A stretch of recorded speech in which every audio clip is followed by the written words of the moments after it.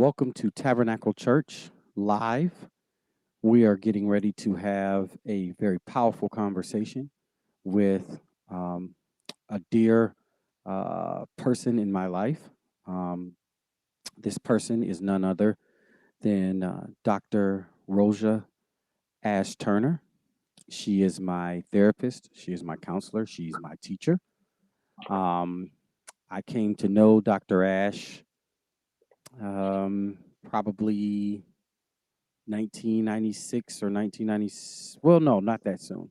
Probably 98 or 99. Um, I would come to a real serious, I would take my therapy seriously in about 2011, um, some 10 years later.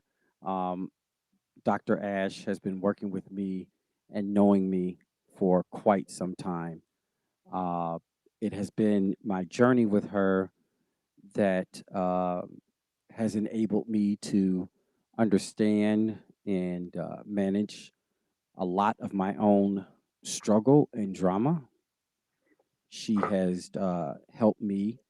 Um, m- she has helped make me aware um, that I am the source of my own power and that I am the source of my own uh, future, whatever I might want that to be.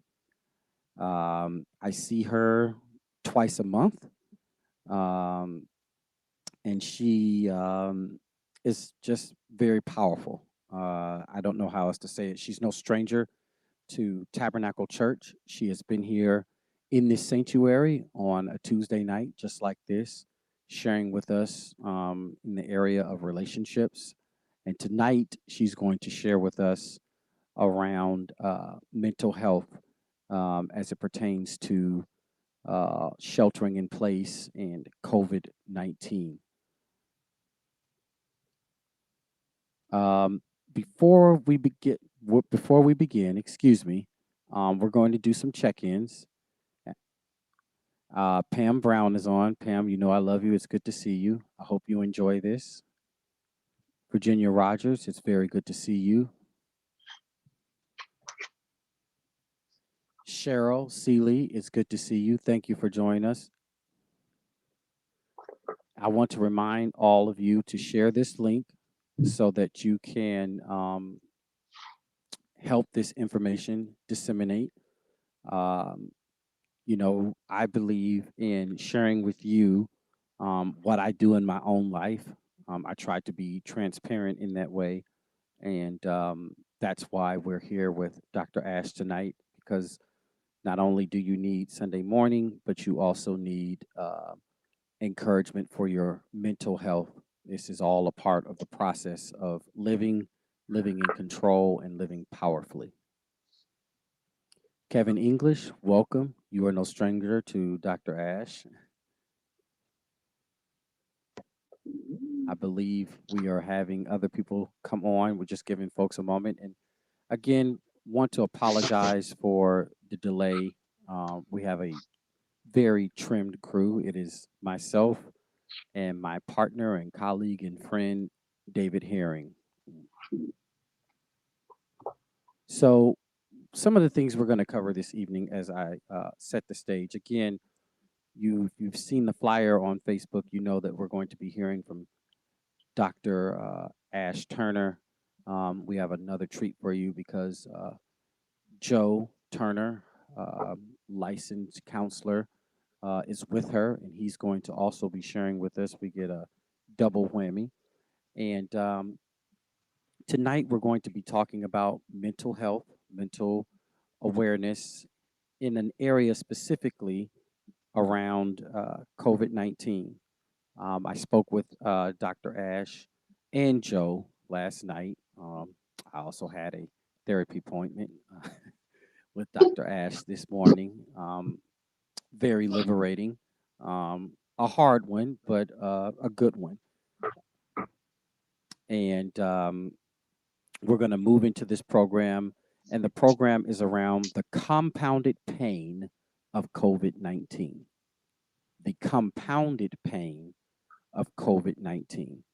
So, without any further ado, I'd like to welcome Dr. Rosa Ashe-Turner and Mr. Joe Turner. Welcome. Thank you very much. It's a pleasure to be here. Wonderful. So I want to thank you guys for being here and coming on to share with our congregation, our extended congregation, family, and friends. Um, Yes. as you all know, that this is a live stream broadcast, so this content will be able to help people for whoever wants to find it and access it for some time to come. But in our conversation yesterday, we were talking about some things that would be healthy to discuss. And I brought up to you how interesting it is that our normal has been changed and that our normal has been forced. And I know you guys are still working with your customers and so on and so forth in the area of mental health.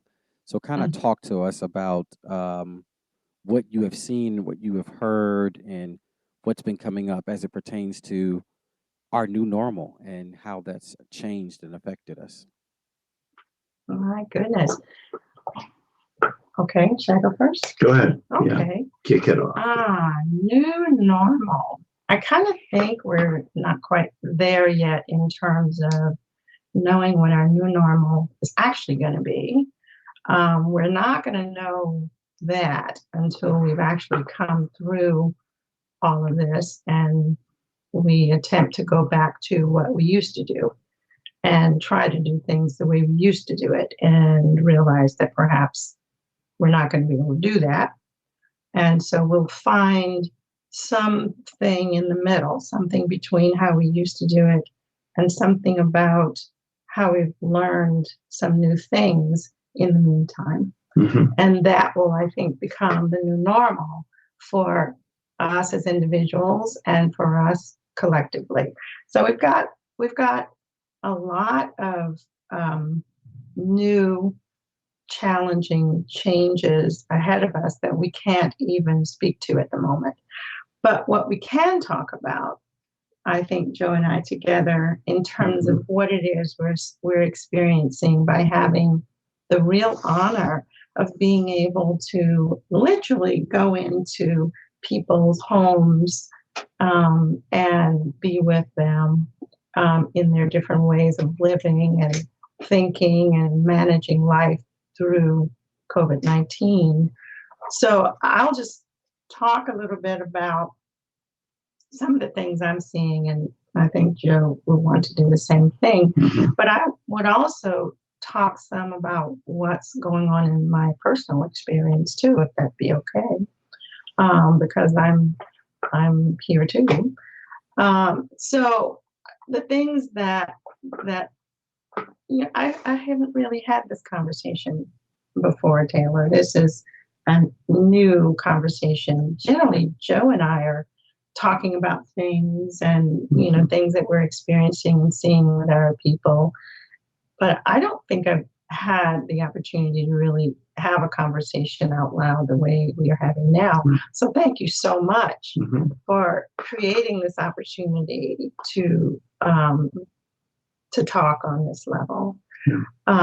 It's not like I have written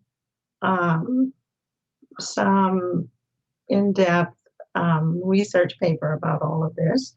This is really just right off the cuff, you know, um, right from the immediate experiences of the day. So, do you want? Well, I'm struck by the phrase, the new normal. And the thought that I had that just came up when I heard that phrase is this is like the difference between a merry-go-round ride and a roller coaster. You get on a merry-go-round and it's predictable. And you go around and around and it's pleasant and you like the music and there's a normalcy to it. Mhm. And that's not what we're doing these days. We're on a roller coaster.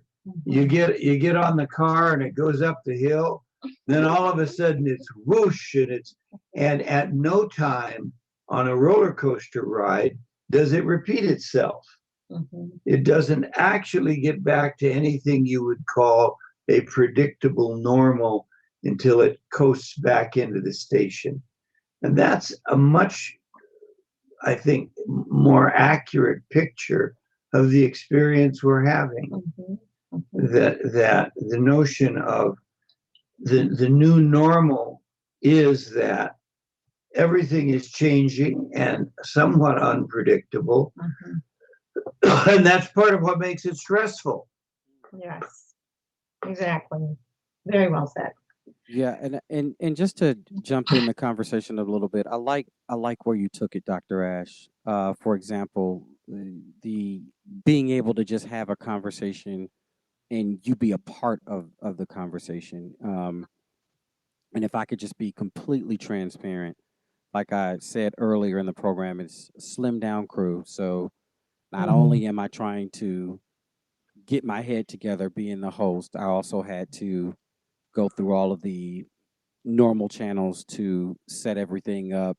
You know, it was a full day today, as I'm sure you had with Yes. seeing your patients and your clients, and then um, you know, getting here to this place. It's just it is. I can't concur with Joe Moore that it is an absolute roller coaster. Yes. If I could just speak personally, my life has gotten more complex and Yes. more out of control Yes. Yeah. with COVID-19 Mhm. than before COVID-19.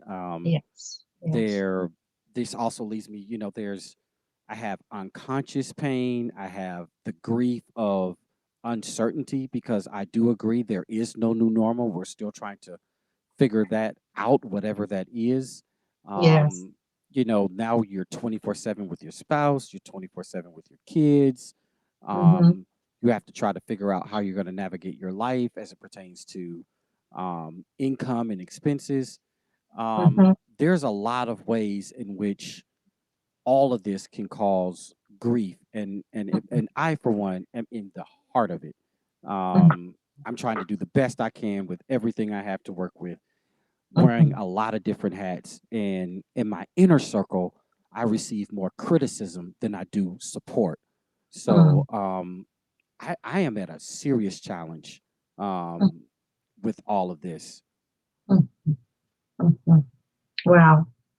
Wow. That is very, very transparent, Taylor. But I think that you really are, without being aware of it, you really are echoing the sentiment of probably 90% of the people that I talk to, and that includes me. I have never been so busy. I have never been so um, sort of ill prepared every day to deal with what I'm going to meet during the day. My day is no longer predictable. You know, I have to deal with technology, which is second nature to you guys, but technology is not second nature to me. And it has been terribly stressful to me to not only sit with the grief and depression and anxiety and uncertainty that I have to sit with when I'm talking to my patients, but also just kind of have to make sure that technology is working to be able to do that because I'm working from home. So I really understand. You're going, well, you know, I can't hear you and I can't see you and I don't know. And we're just at a critical moment and, you know, we're breaking down in communication. And so navigating all of these different things makes my day feel so complicated.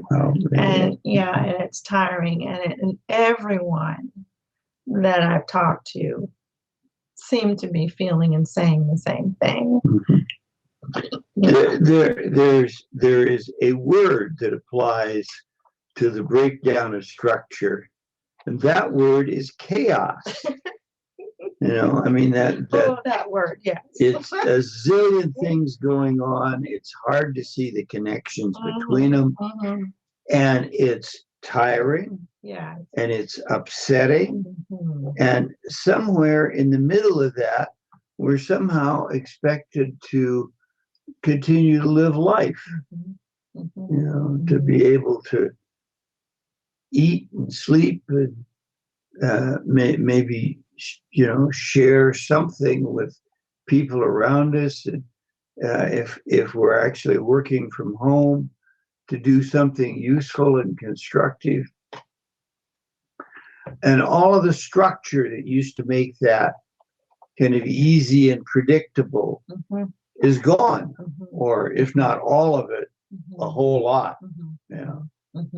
Yeah, and Taylor, you mentioned something too that I think is worth speaking to, which is in your particular circumstance. I think I heard you say that the people closest to you, or the people in your inner circle, are somehow not feeling supportive and encouraging to you at a time or in a moment where I suspect that that's something you would really want, something you'd really need. And that, I think, is something that we have to sort of remember. We have to not only try to be as gentle with ourselves as we can, but we have to remember to be that way with each other as well, while we're sort of, really jammed in together, and everybody's working extra hard, everybody's stressed. But it's really, really good to remember to just slow down and appreciate that and remember that, and compliment and let things go when it's not a big deal. Pick your battles, because it is just not worth being stressed even further by the people that are closest to you.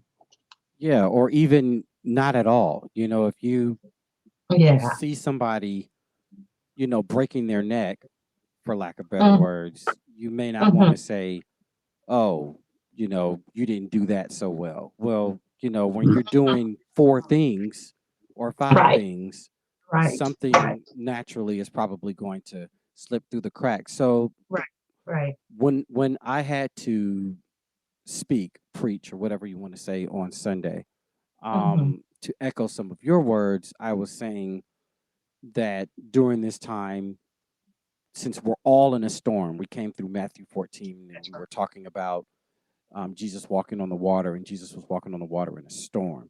And since we're all in a storm, one of the things I pointed out is that before that storm, Jesus took some time to himself. So would you say having moments to yourself, being overly kind to one another, less critical, would help navigate the chaos or ease the stress? Absolutely. Absolutely. Joe can certainly attest to this. By the end of a raucous day, what am I going to do? I'm going upstairs. I'm going to be quiet. I'm going to do whatever it is I feel like I need to do away from him for sometimes a couple of hours. I may be gone. I may take a nap. There's no telling what I might do. But what I'm not doing is engaging my energy with him or with anyone. I may watch a movie. I may watch mostly British cooking shows these days, something that's not really going to be taxing to me emotionally, but soothing and comforting to me. So absolutely, I find myself a couple of times a day just reminding people to just take a breather, take a breath, just slow down and take some time for yourself. Go for a walk, do some stretches, do some yoga, do whatever you need to do just to have some time for yourself, just to de-stress. And just to acknowledge that we, Rosa and I, are in a very luxurious position. It's just the two of us in the house. We do not have school-age kids that need to be, managed, guided, supported, taken care of. So when she needs to go upstairs and get a little quiet time at the end of the day, she's got that option. And that is, and I really want to acknowledge that that's a luxurious position for us that not everybody has. And There's no magic answer to that. That is why it's chaotic. That is why it's and actually children, depending on the age of the children, if they're infants or little babies, they're easier to manage than when they're a little older, maybe, for elementary, middle school age children. They also need some quiet time. So it would be a wonderful opportunity to really kind of train the kids to find some quiet way of being away from each other. They don't have to continually play in the company of each other. Yeah. They can figure out how to do something that would be just for them, because they also get stressed and overwhelmed. And as I said, it's a wonderful opportunity to teach a life skill, a coping moment to the children. That is exactly what it is, a Yeah. life skill Yeah. to be able to be by yourself. Absolutely. Mhm. Yeah, I would definitely say that.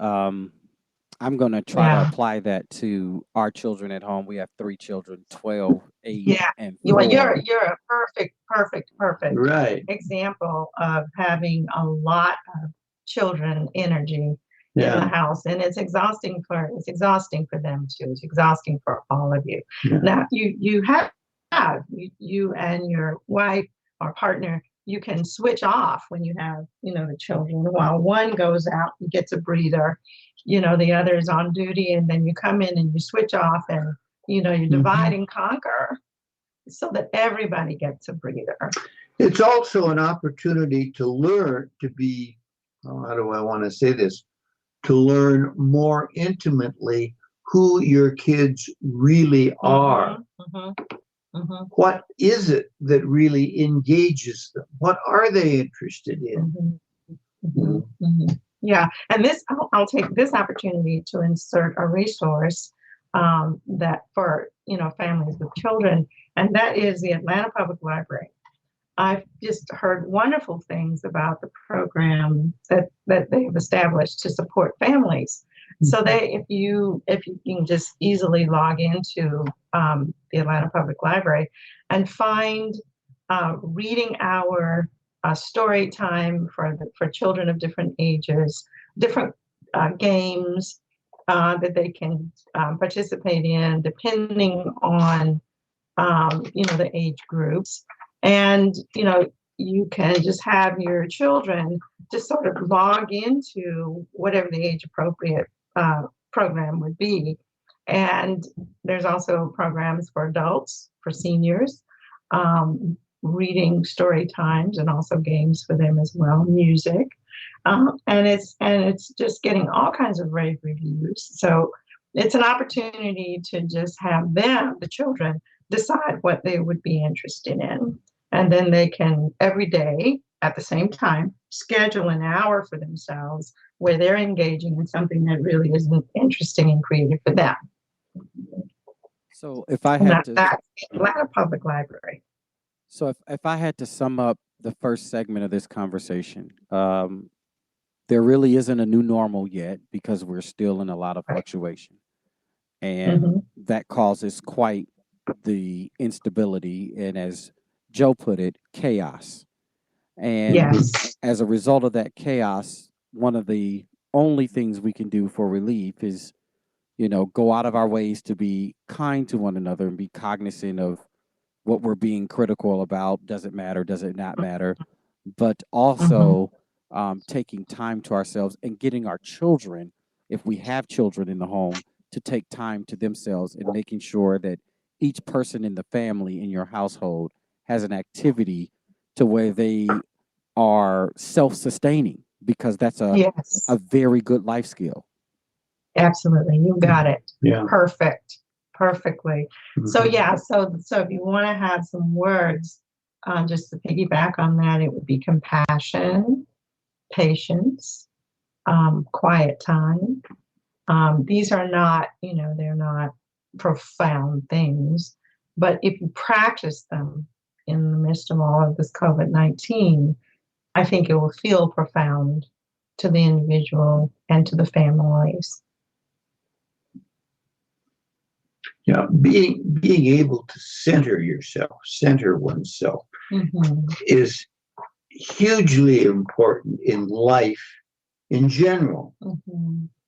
To be able to just pull back and disconnect from the requirements and the requests of being around other people, and to be able to really focus on who you are in your core, which may include acknowledging that right at the moment you're kind of frazzled, but that you can contact your inner person.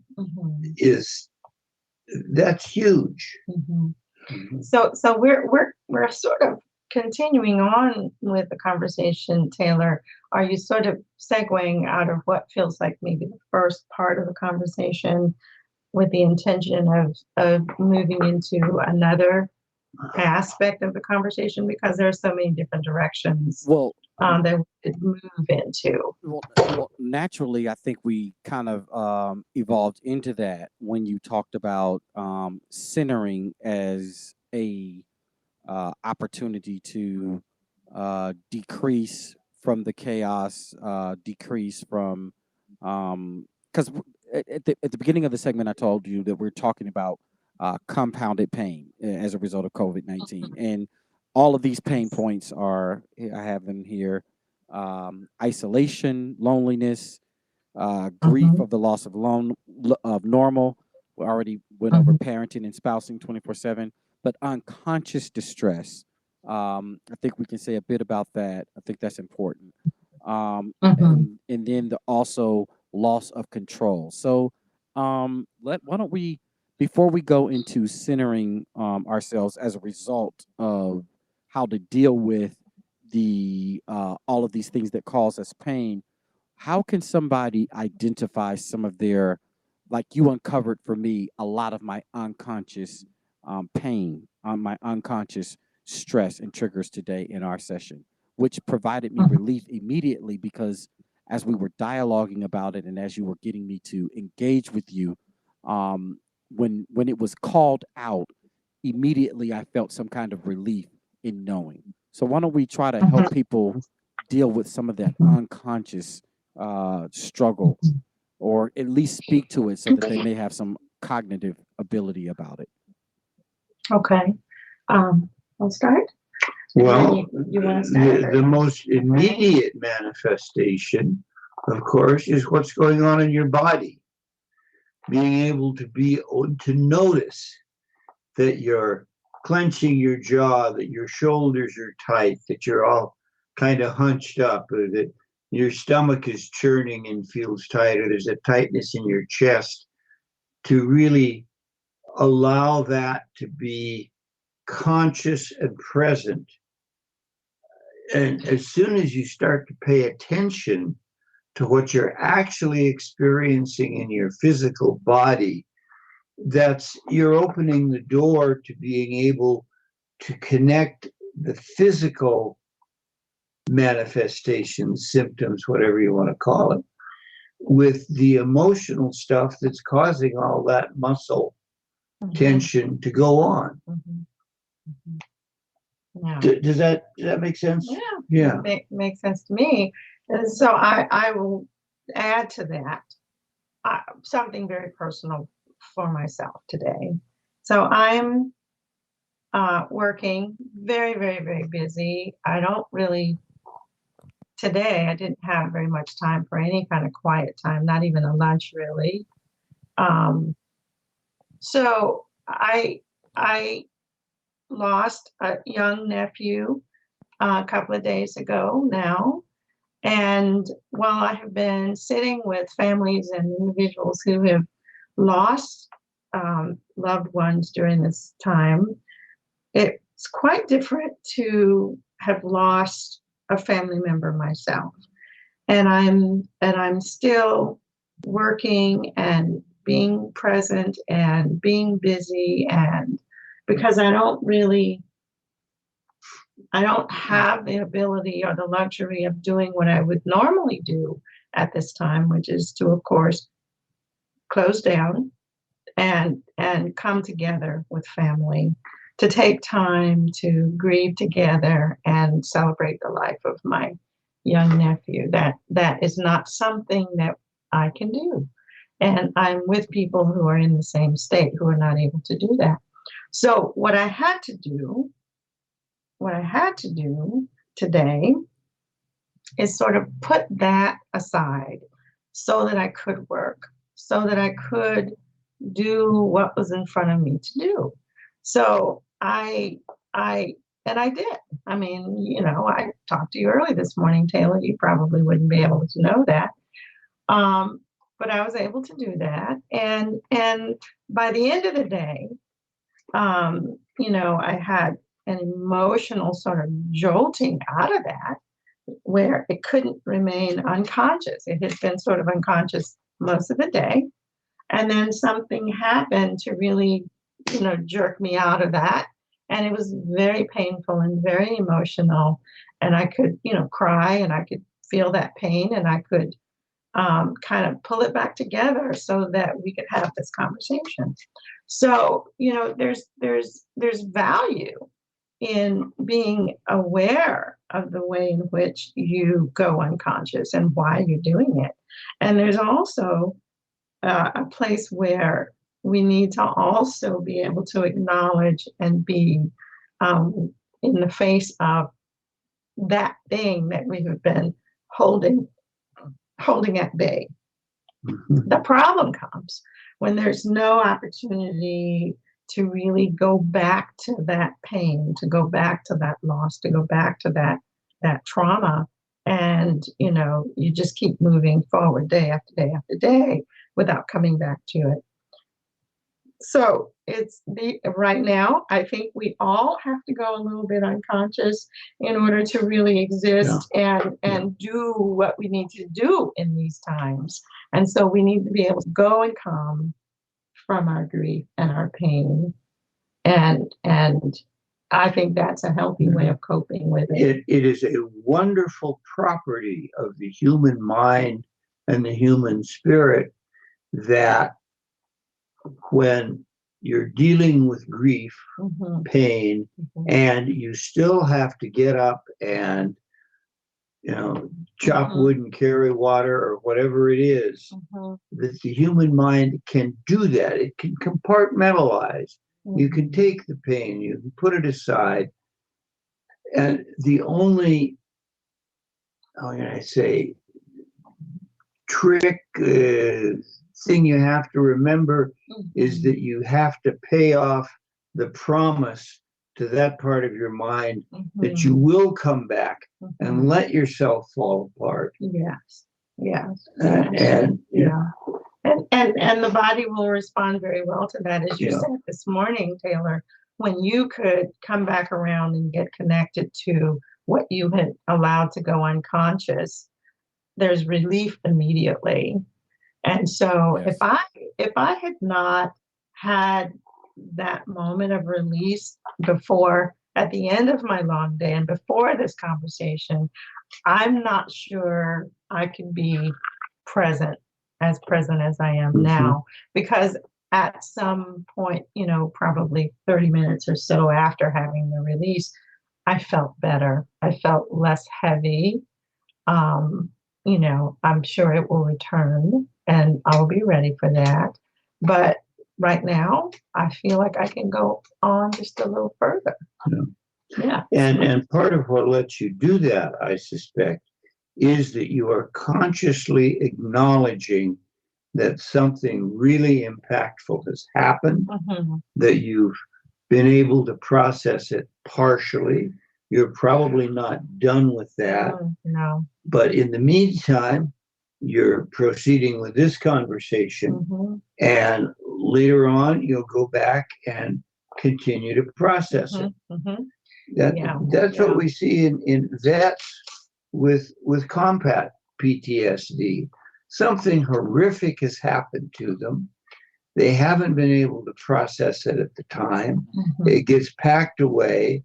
And in general, in the military, there's very little support for acknowledging Mhm. the impact of that. Mhm. And they show up in our office 10 years later and they can't sleep and they have nightmares and they're irritable and they Mhm. can't stand crowds They're and angry. they're Yeah. and this, so what we are experiencing here is not an event.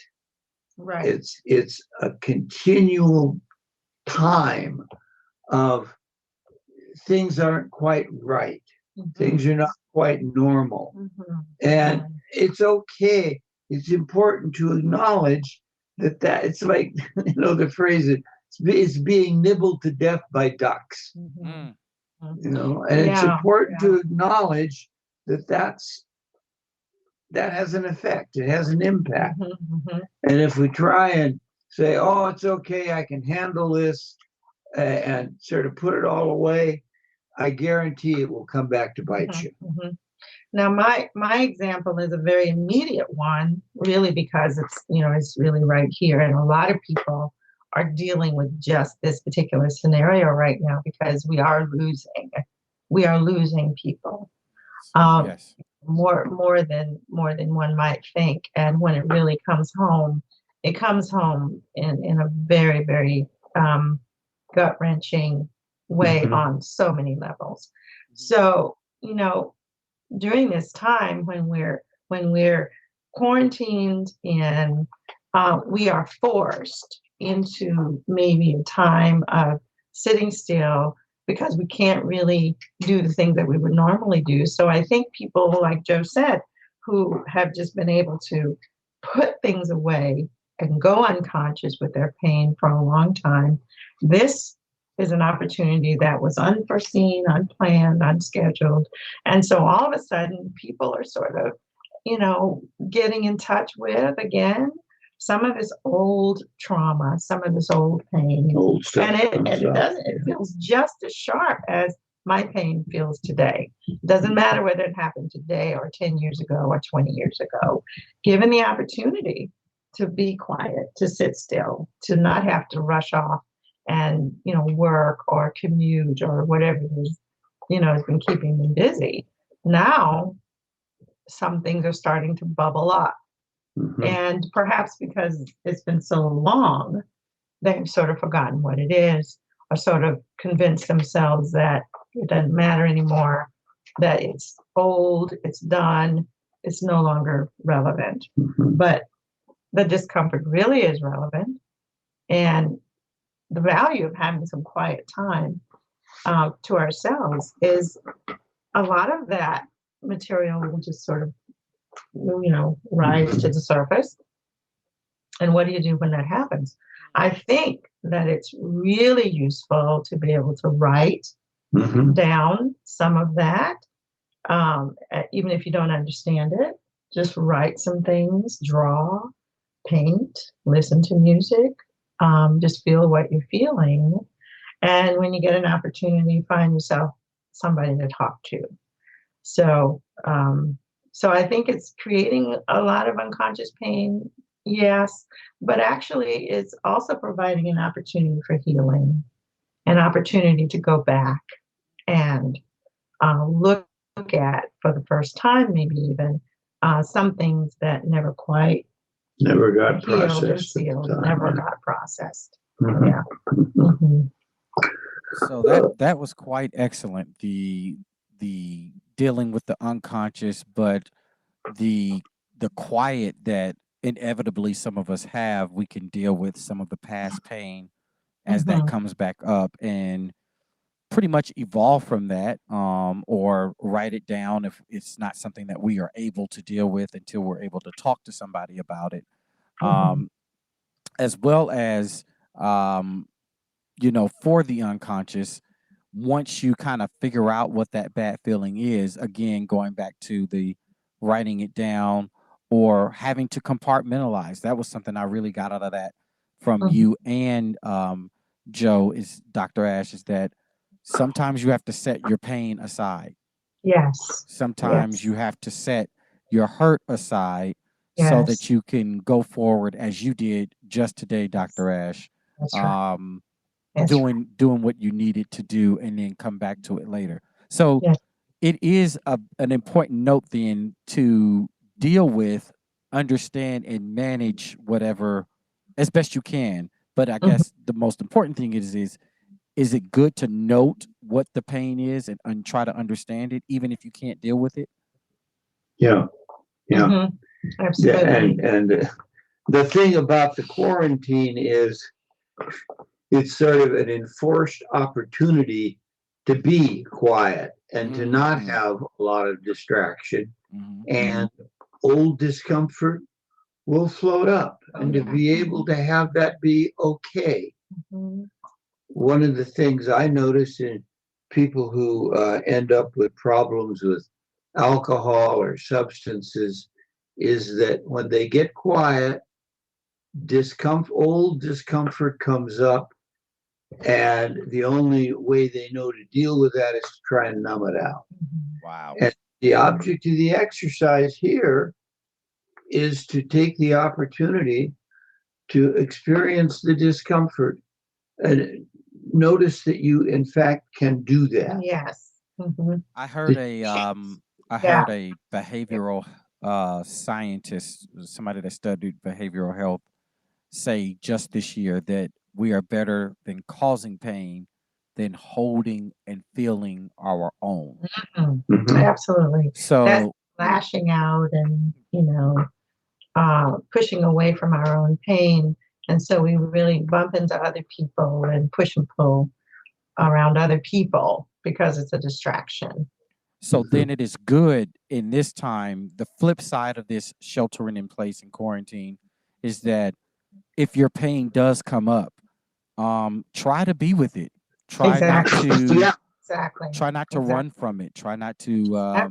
escape it. Try to, like I had to. You helped me understand my unconscious pain. You helped me understand Yeah. some new pain.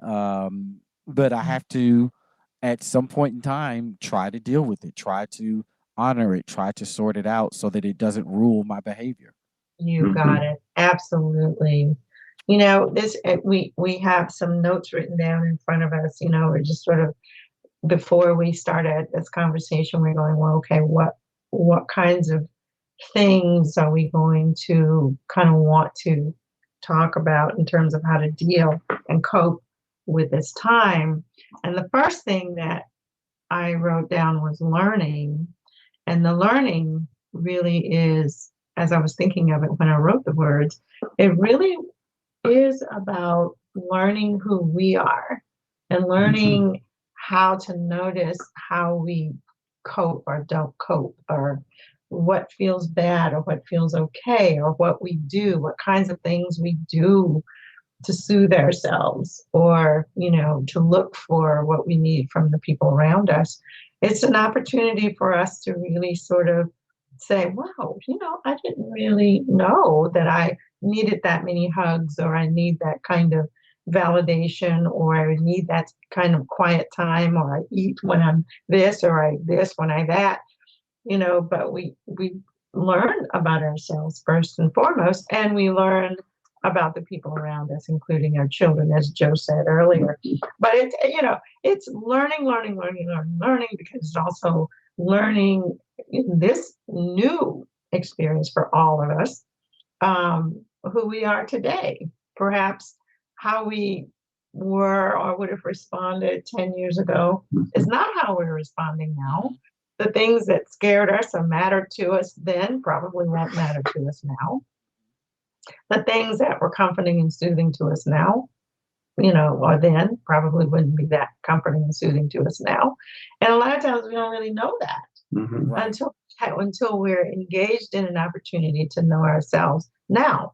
But if we've been so busy running and busy and doing as we all have been, we don't really get to know how we are now, Right. and how the people are around us now are as well. So, it's not just learning how to do a new thing, how to do a house project, or how to do the garden, or how to do Mm-hmm. this. It's also really just mostly being willing to just say, this is really something of an adventure. This is something of an opportunity. Mhm. This is a gift. that is going to take us into the new normal, because the new normal will come out of what we've learned in this process. So I got a question from somebody in the audience that I'm going to just interject in really quickly. D. Carter of our congregation here at Tabernacle Church says, "Why am I not going through the fear that my peers are experiencing?" What a wonderful question. Yeah. Yeah. Do you want to take it, or do you want me to? Well, you go ahead. Just see what comes up for you. Well, she's not. My guess is that she's not going through the fear because, and it's surprising to her, because I suspect that maybe at some other times in her life, that was her response. And between then and now, she's learning something new about who she is now. She's not that person who perhaps years ago would have been fearful. So she's grown somehow in some ways that she really hadn't appreciated.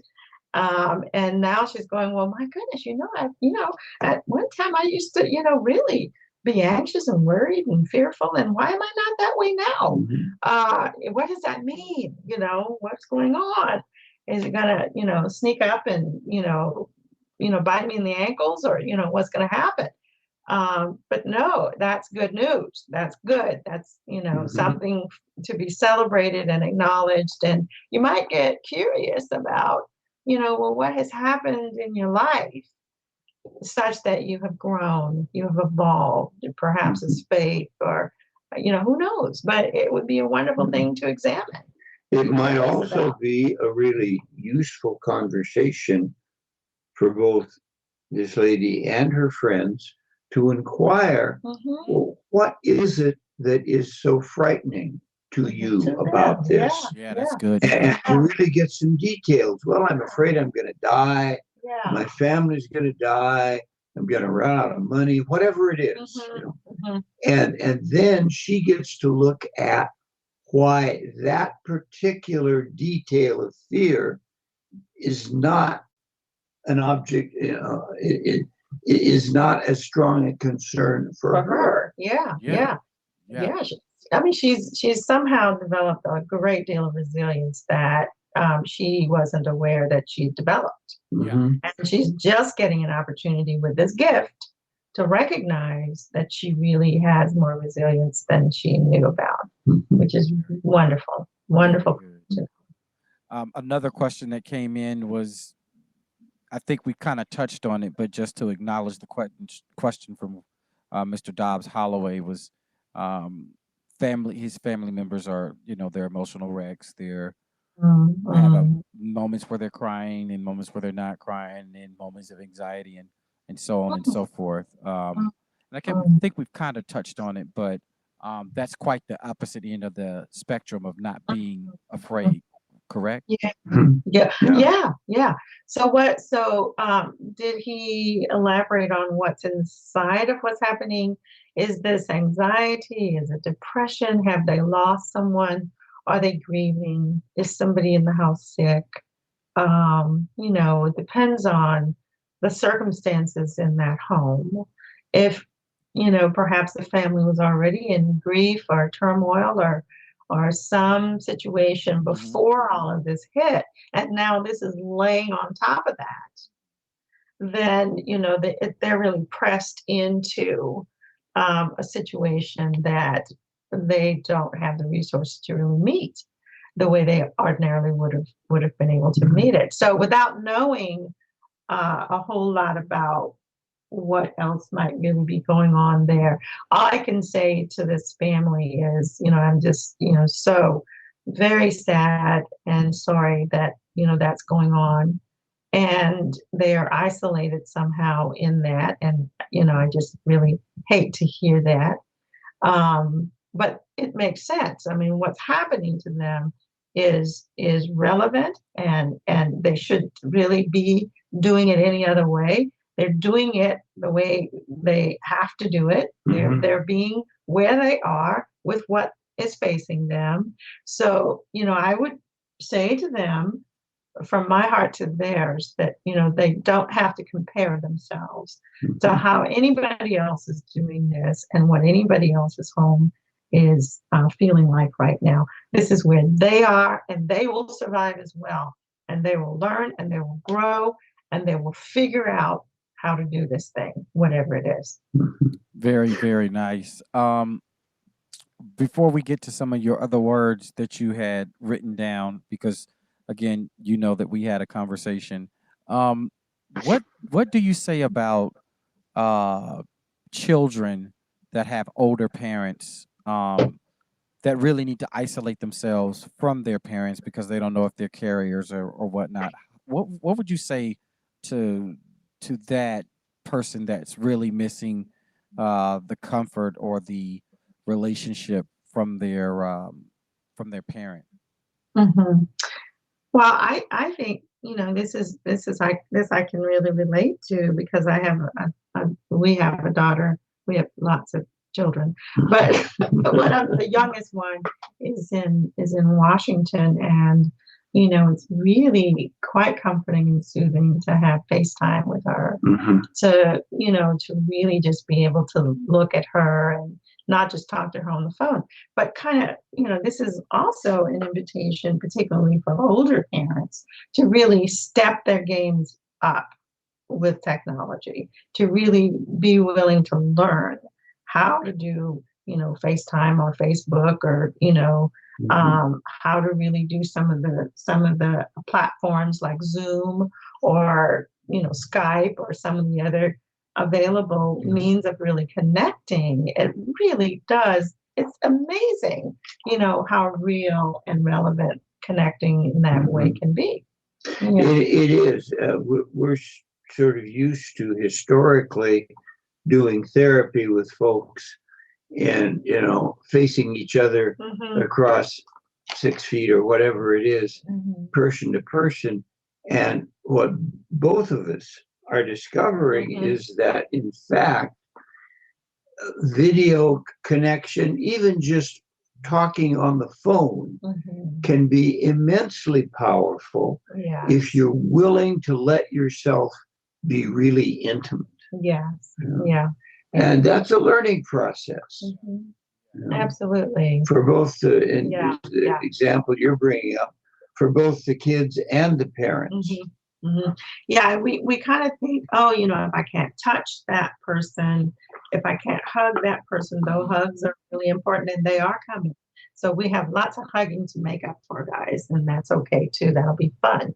But in the meantime, if we don't have hugging and touching and hand holding to be a substitute for our words, and a substitute for us actually being able to access other emotions more directly, if we don't have that, then we have to dig in, and we have to allow ourselves to find vulnerability and transparency, like you said, Taylor, with each other, and discover how lovely the connection really can be, and how deeply intimate the relationship can feel without ever touching. Absolutely. I really like what you said about it's an opportunity for our older folks, our grandparents, parents, whatnot, to step up with technology. I know it's quite challenging. You don't understand how much I laughed inside when you told me how Mhm. the technology part of your day really frustrates you. Oh my goodness. You I, just said, well, you I, might know.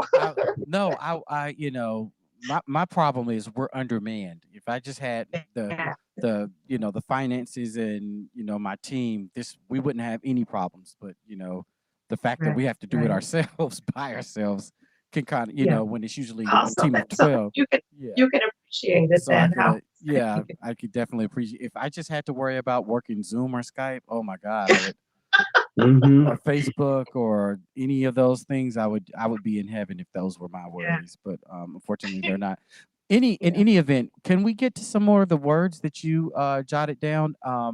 I did want to, we can't stress enough about how to deal with the anxiety, the depression, and I believe there was one other word, the anger that people are feeling. We know that people are feeling that, and I don't think we can uh, talk about that too much. But what Mhm. other words did you jot down as we, Well, just kind of let's see. navigate through all of this? Yeah. Okay. the next word was resting, but just under resting, I That's sort good. of want to skip over resting, although that's worth talking about. I want to go down to letting go.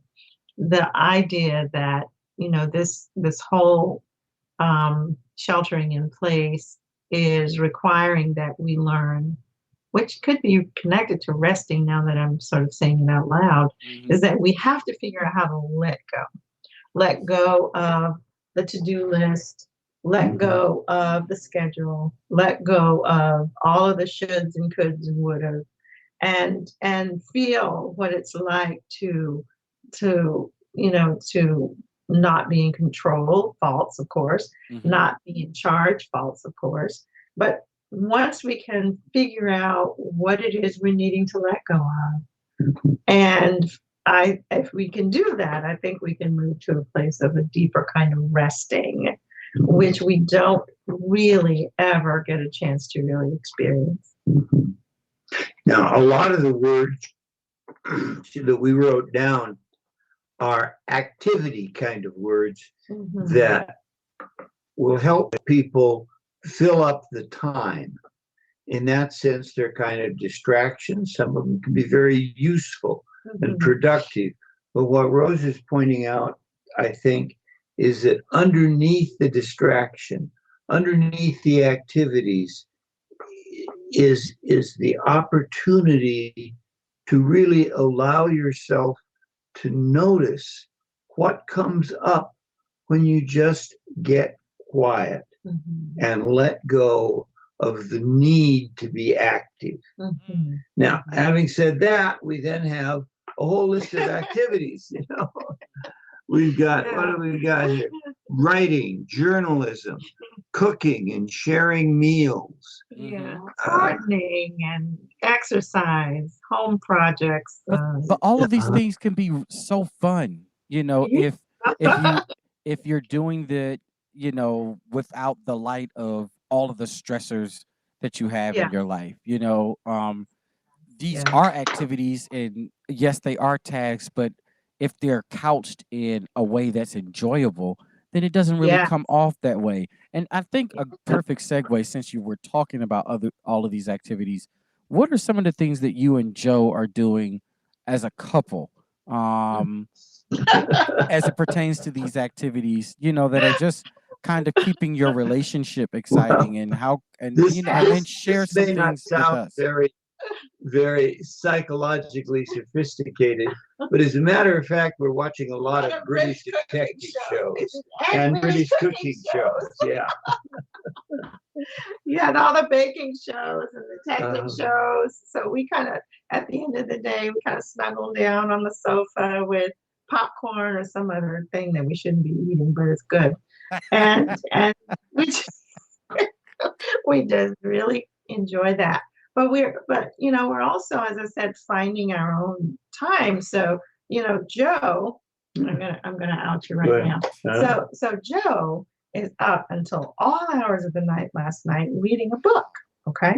So he starts the book in the evening. I didn't even know he'd started it and couldn't put it down until all hours in the morning. yeah. But he's finding a lot of joy Yeah. and soothing and comforting in just reading What all book was he kinds. reading? Yeah. Yeah. Did you say Yeah. what book was he reading? Yeah, what book were you reading, Joe? This is a book by a man named Terry Pratchett called The Color of Magic, and it's a fantasy story about a flat Earth where he has this. It's a wonderfully complicated uh, story with magic and people coming and going, and the flat Earth on which all of this takes place it's the classic model, the Hindu model of the flat Earth is supported by four huge elephants standing on the back of a gigantic turtle that's moving quietly through space. Oh my goodness. I Yeah, was that's what about he to say And that's I haven't been pulled into this book, into a book like this in years. wow. And part of it's because I said, well, I don't actually have to get up in the morning. Yeah, I'll just read a little more. And then I'll just read a little more. the next day, and I wanted to find out what was going to happen next. And the next thing I knew, it was 2 in the morning, and I was done with the story. Yeah, yeah. Wow. Yeah. So we're also kind of doing a lot of home projects together. Nothing huge. We're just, just kind of fiddling around and doing some things that we just want to do. Not, they're not heavy or anything, but just filling the time and just really enjoying just kind of meandering around.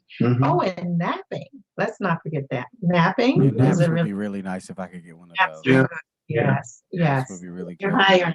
I did when I was And talking to you guys on Skype last like, night. I did see how your office that you're in right now is really close to your refrigerator.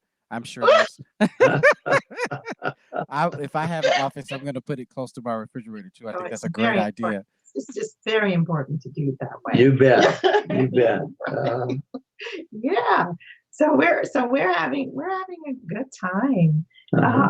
And really and truly, when this is all said and done, I might choose to work very differently. I might choose to work from home more because I'm really liking being at home Yeah, more, I really enjoy my home. So you and Joe are having a great time. You're cooking, you're reading, you have little projects that you're doing throughout the house. We know you have the luxury of no children, Right. and somehow you get to get naps. That is just the most amazing thing to me. I wish.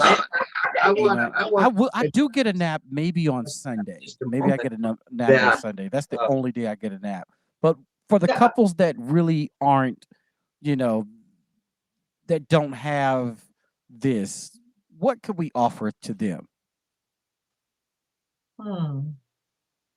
For couples who are struggling, you mean, in their Yeah. relationships or having difficulty connecting with each other? So, couples with difficulty connecting, there may have been trouble in a relationship before COVID-19. Now they're stuck together.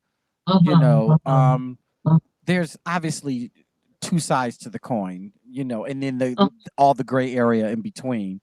But I'd like to say that you and Joe brought me joy listening to you all, and I appreciate you sharing that. But just to make sure we kind of go through the spectrum, what would you say for the others that are not quite where you guys are?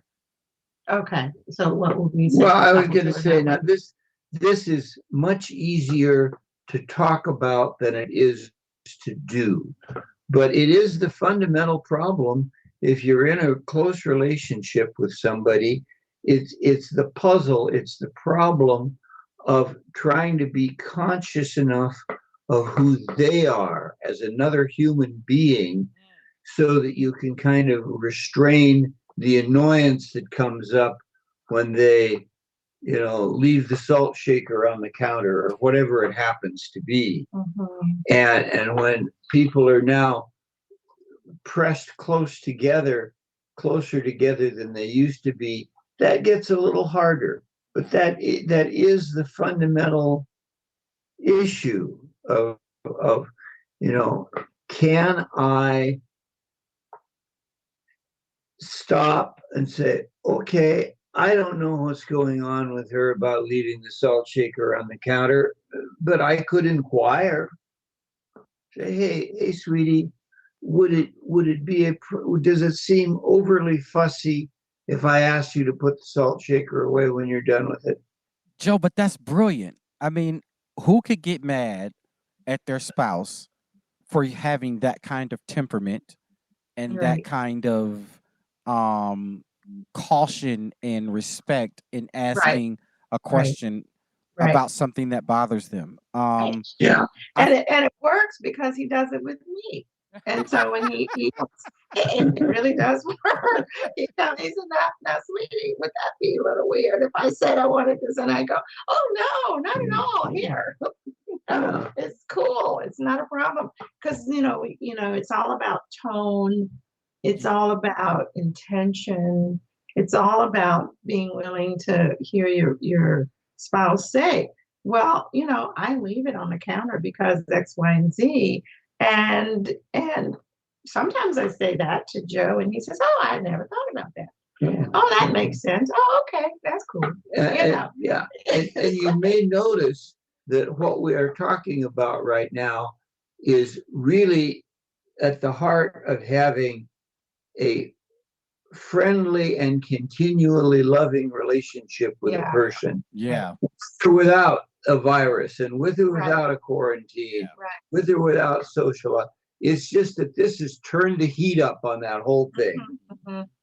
So we kind of come full circle at this point where if there's a couple out there who started this whole process not being really well coupled, an opportunity for them would be to practice compassion with each other. Yeah. You know, just be compassionate with each other, give each other space, be compassionate with themselves, be patient with each other, and just do the small niceties. Say thank you, say hello, say, how are you doing? Answer, okay, how is your day going? Even though you're in the same house together, get up and say, good morning, honey, how are you? Did you sleep well last night? Was your night okay? Mm-hmm. You know, how are you feeling today? I'm And- making a sandwich. Do you want one? Just the small niceties. You know, I don't know that I'd agree that those things are small. I mean, I think that couples probably more often than not that are not in a lovely blissful relationship probably take for granted, you know, doing all of those chivalrous type of things. How are Mhm. you? How was your night? How Well, was your I think morning? that's a part of what goes away Yeah. when the couple really starts to struggle. Some of the small niceties. You're right, Taylor. I'm calling them small, but they really aren't. I don't know that they're small. Yeah, I yeah, think that I'm no counselor. I'm not you. I'm your student, but I do believe that now is the time where everybody goes out of their way to be kind and polite yes, yes, and have the right yes, temperament, have the yes, right yes, tone. right, I think now more than ever, actually. yes. Mhm. Yeah, it's the notion of the social lubricant Hmm. that when you know when you Like that get too. pushed up against each other and you're rubbing up against each other, the going out of the way to be kind of polite and pleasant Yeah, reduces the friction, yeah. reduces the irritation. It does. Really does. It has to. It has Yeah. to. I'd like to think that. So for couples, for relationships, if you the 24/7 spouse issue, you know, brothers and sisters and siblings, the one of the easy, well, no, I won't say easy, but one of the secret formulas to a happy household would be everybody goes out of their way in the household to be considerate and polite. Mhm, Yeah. mhm. Yes. That would ease tensions. Yes. We all Indeed. agree there. Yes, absolutely. Mhm. And you don't have to read a book and you don't have to sit through months of therapy to do that. That's something that we were all raised to do. It's very natural and it's very easy to do. And it really makes a difference. I'd like to think so. I believe so. Um I'm going to practice some of these things myself. Um Good. I'm going to give the audience a couple more minutes to send some more questions in. But while we're doing Okay. that, what are some final thoughts, Joe, that you would like to leave us with? I mean, what do you feel like was the highlight of this conversation? Well, in my mind, and I think I mentioned this when we were talking last night, it's important to understand, it's important for me to remember, and I'm suggesting this to everybody, that these are times that are, pick a word, troubling, unsettling, annoying, irritating, and you're going to be a little grumpier. You just are. Mhm. You know, I noticed that. Yes. And I sort of have to say, gee, why am I grumpy? Well, I'm grumpy because there's all this garbage going on out in the world. And I can't pin it down to some specific issue. It's just the chaos. And that delivers a sort of a low level, as I say, the word I use about myself is a low level of grumpiness. And so I need to recognize that. And that's where naps come in. When I find myself getting grumpy, if I have the opportunity at all, I lay down and give it a chance to go away. That's good. I like that. I really like that. Yes. Dr. Ash? Yes. Oh, you're asking me the same question. Yeah, what Okay. Okay. What was that? Final words? Is that what you did? yeah, Is that what we're doing? Yeah. we were trying to give What's the the audience a takeaway? few moments to Takeaway. ask a question, Well, but take us home. I would say basically we're talking about finding within ourselves um, our level of faith, a way of finding what matters to us, what sustains us, and faith in our own personal ways of expressing that is really, I think, the elixir. Uh, and we get a chance to really discover more about that, discover more about what sustains us internally, whether we're gardening or exercising or napping or cooking or whatever it is we're doing. We have to dig in and find our own place of knowing where our faith is, what we believe in, what we rely on, what sustains us. Mhm. Very, very powerful. Um, Yeah. took it to a So it's different place, not a Dr. bad Ash. time to look into what it is, what the basis of your faith is. Yeah, yeah. It's a wonderful time to do it. Yeah. This is the time when this is what's necessary. Yeah. So Mhm. so faith, not as it pertains to what you believe as far as spirituality or religion, but faith in, like, who are you? What are you? Yes. Yeah. Yeah. What are you here to do? Yeah. Mhm. Yeah, yeah. Where's your strength? Where's your inner strength? What do you draw on when for me at this moment it's I can't join my family to grieve with my family. So how am I doing that? What do I have to tap into on my own to deal with what I would normally not even be able to fathom doing under circumstances like this? But I'm finding places in myself where I really can do this. And I can even reach out and support them in some clumsy way. It's not elegant by any means. But I offer what I can offer. And I learned that I can withstand, this kind of grieving over here without my larger family. Well, we're certainly going to be in prayer for you and your family, Dr. Ash, for your loss. Thank I would like you all to take a look at the screen. In about a second, if it isn't already there, you're going to see the email address and phone number for Dr. Rosa Ashe-Turner and the email address and number for Dr. Joe Turner. If you're in need of their services, I don't know how much space they have. I try to take up as much of it as I can. No, I'm just kidding. But if you're in need of their services, you can look here on the screen and look them up. Um, these people are a pro's pro. Um, they are the definition of powerful living. They are the definition of accountability and being a mirror for you, and just helping you unlock your potential. There's a scripture in the Bible where it talks about God gave some preachers and pastors, and basically what it boils down to is that there is somebody for everything on this earth, and they're all here because God or the universe or the force, whatever you want to call it, put them here to help humanity. And Dr. Ash and Mr. Joe Turner, they are here to help you in your mental health, mental capacity, and help you unlock your unlimited potential by helping you see yourself.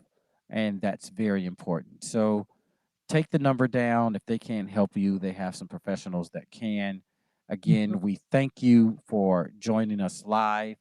Today's conversation was around the combined pain of COVID-19 and sheltering in place.